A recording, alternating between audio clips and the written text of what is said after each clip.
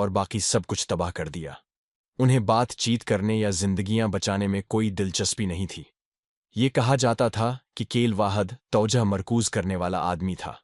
अफरातफरी पैदा करना, खौफ पैदा करना और किसी भी ज़रूरी ज़रिया से दौलत जमा करना। उसकी साख जंगल की आग की तरह फैल गई। फिर भी विवर्ली के गांव वाले बढ़ते हुए खतरे से लाइल्मी में रहे।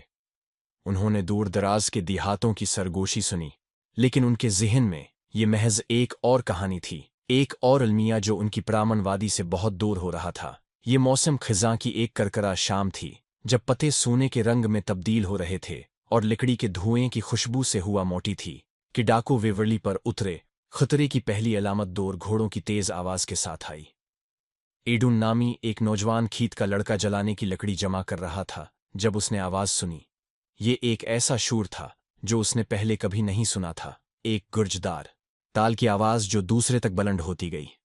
पहले तो उसने सोचा कि ये सिर्फ हुआ है या उसके अपने दिल की धड़कन की आवाज है, लेकिन जैसे जैसे तेज रफ्तारी करीब होती गई, खौफ व हिरास फैल गया।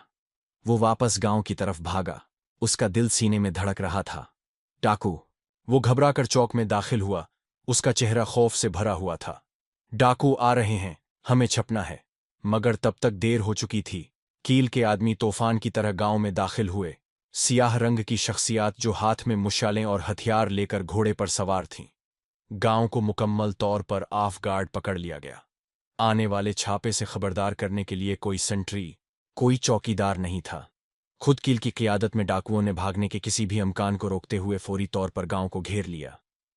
कील एक लंबा, चौड़े कुंधे वाला आदमी जिसकी जालमाना मुस्कुराहट और सियाह आंखें थीं, गांव के चौक के वसत में उतरा।